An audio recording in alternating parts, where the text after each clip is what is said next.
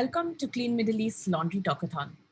Today we're talking about a key element of laundry design, that is ventilation. And we have with us Mr. Alok Bharadwaj, a mechanical engineer based in Greater Noida, India. Mr. Bharadwaj is the Vice President at Systemair India Private Limited, where he heads the design, R&D, laboratory and CSD divisions. He has a rich experience of 43 years in the HVAC and R industry in sales, design, production, R&D and customer support. He has also served as the president of the ASHRAE India chapter and is a core committee member of the AHU Standard Committee. So without further ado, we have for you Mr. Alok Bharadwaj. So hello, Mr. Alok, how are you? I'm fine. How are you? How are you doing, Shanti? I'm good. Thank you so much. Thanks a lot for being part of our interview today. Tell us a little about ventilation systems in industrial laundries, especially in a region like the Middle East. What are the key aspects that one needs to keep in mind? In real sense, when as a system designer, I have to talk about as a ventilation system designer, we need to look into various aspects, and we need to understand the first and foremost thing we need to understand is which are the processes which undergo in the laundries.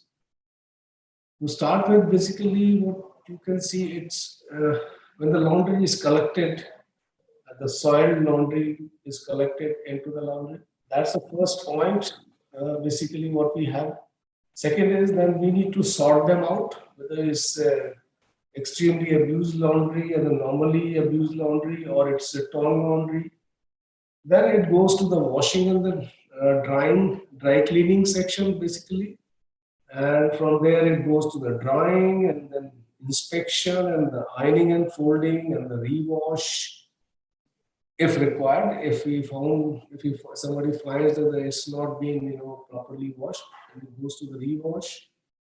If you want to repair or reject some of the laundry which is torn already, counting and packaging, then comes to storage, and then it comes to the transport and issue of the clean linen. And that's primarily the whole process if we just jot down. Second main aspect of this is that we need to see what kind of people which are involved into this. One is the people who are directly connected on the floor, that's using the washing machines, using the drying machines, using the ironing operation, doing the ironing operation or sorting and all. Those are the people who are directly on the floor. Then there's other support staff. You are packing it, you are storing it, and you are doing various operations. Third important aspect is the machines. Basically, what kind of machines we are using, what they are. We have the washers, we have the tumble dryers, we have dry cleaning machines, we have ironing folding machines, and any other special purpose machine. So all the three put together, basically what we have to teach, we have to have a very, very good atmosphere within the laundry. Main purpose is we should exhaust the hot and the moist air which is emanating from various equipments, and to have the proper ventilation and to provide the conducive atmosphere inside. And that's very important, not only from the point of view of the people, but also from the point of view of machinery operation. Not only the laundry per se is important for the ventilation point of view, but also all the services which are supporting the laundry. Services, when I say, these are like your water supply is happening, your electrical supply is happening, you're supplying steam to the laundry. So all that is coming from basically from the back end, from the mechanical rooms. We need to see that all those mechanical rooms are properly ventilated. We should ventilate all those mechanical rooms in a proper way, so that we should not have any breakdown. From Middle East perspective, basically, if we talk about, then I think the best way is to air condition the air, cool the air, and then supply. So, what kind of, are there any kind of ventilation systems that need to be used? You did mention air conditioning in general, especially in the Middle Eastern region because of the heat and, because of the dust. Is there any specific kind that can be used? There are various aspects we have to keep in mind.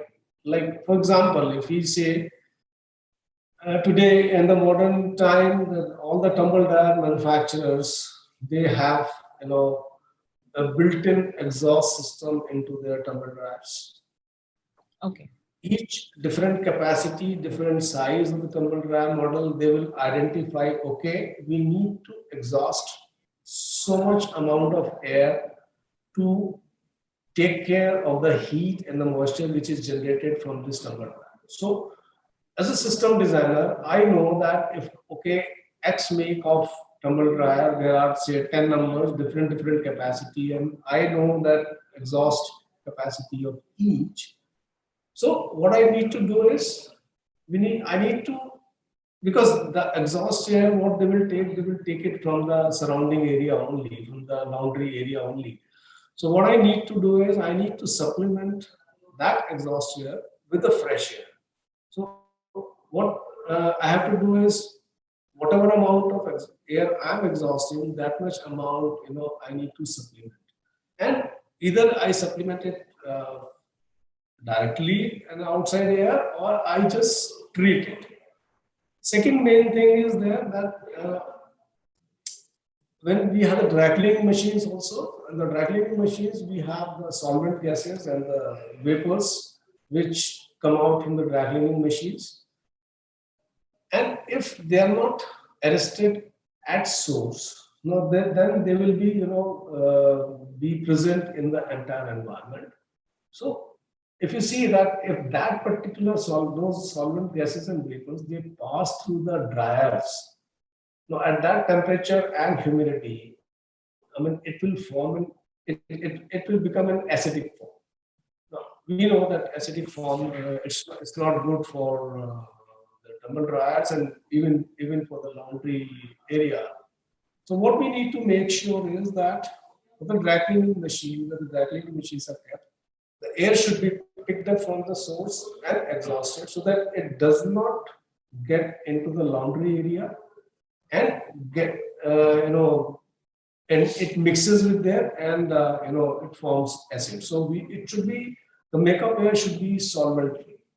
Third important factor is, if we see from the tumble dryer's point of view, that it produces a lot of lint.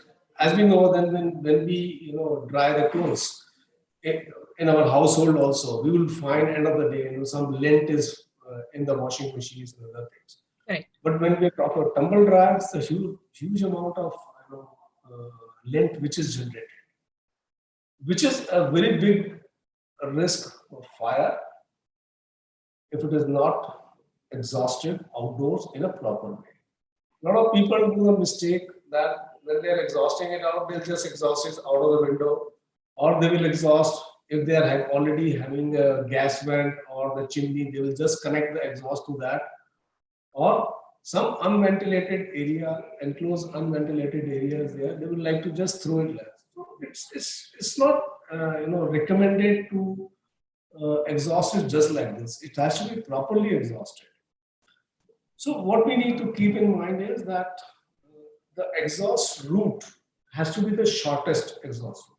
When I say that, then when we are designing the layout of the laundry, it has to be in such a way that we should that the availability of the external wall and the external area where we can exhaust should not be very far off.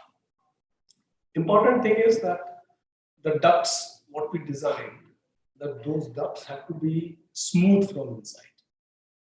They should have minimum bends. Reason for that is because if you don't have a smooth duct, if you are having some sort of screws coming inside or maybe some uneven surface, so the lint will get accumulated on a very big way on all those screws or all those uneven surfaces. And even on the bends, the lint will be there, and it will be rather impossible to clean those. So, and these should be very properly sized. The duct should be properly sized, and very importantly, they should be either made of metal or non-combustible combustible material. So that's about the designing of the duct. Now, like in big laundries, what we have, you have 5, 10, or 20 tumble dryers lying in a row over there. it's not possible, to take the exhaust from each tumble dryer to outside and just where it is open. So what needs to be done is we need to have a common, what we say is in our town we call it manifold or a common exhaust duct within the laundry area, and then we take out the exhaust pipes from each tumble dryer and just connect it to the exhaust duct. Now, there's one very typical way and important way to connect these individual exhaust ducts is there, that if this is the direction of the flow, then the exhaust duct should be connected with the main duct at an angle of about 45 degrees in the direction of airflow. Reason is that it should follow along the airflow path. We should also not have two exhaust side by side. We should not have at 90 degrees, because what happens is, suppose one of the tumble dryers is not working, what will happen is the air will start bypassing. So it will not get exhausted, it will start bypassing. So that's an important thing. Ultimate aim is what? Ultimate aim is to exhaust the excessive heat and humidity along with all combustion gases. So, but one major thing what we should do over here is, whenever we are doing all this, we should always keep in mind that whatever we are exhausting, whatever air we are exhausting, it is hot and humid. Okay, if it is possible, if you want to utilize that energy somewhere, we should use some energy recovery ventilators, so that we take that and we heat some other air, and which can be utilized for any other purpose. So that's basically on the design, special design side, what ventilation system we can talk about. I think I would like to conclude it here that whatever I talked, we should, first and foremost thing, very important thing is that we should understand the process, people, and the machinery. That's very important. And then design the ventilation system, keeping in mind the PPM needs, that is people, process, and machinery requirements. That's very important.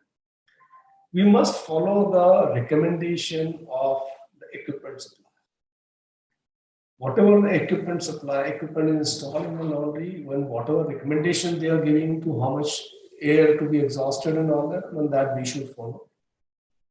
Okay. And equipment, we must exhaust the entire outdoors only, keep the shortest distance. Duct should be designed efficiently, and we should try to recover the heat as far as possible, and wherever possible, we should do that. We should treat the water before discharging. We should pass it through an effluent treatment plant. Very importantly, we must do the zoning of the laundry area, segregating the main laundry area and the people working over there, and keep so that we can keep the laundry clean of heat, moisture, and contaminants. Give utmost importance to the health and comfort of your staff who's working there. We must keep all the safety precautions, what we talked about. We must follow the cleaning schedule, and we should always, our antennas should be on. We have to be cautious about any abnormality which is happening on your machine. Correct. Like we talked about, getting it heated, getting more warmer fluids and all that. And I'm sure at the end we can have a good layout and design of the laundry would ensure good results and healthy working conditions and good profit for the laundry owner. That's what I can say at the end. Thank you. Thank you so much, Mr. Alok. It was really enlightening for us.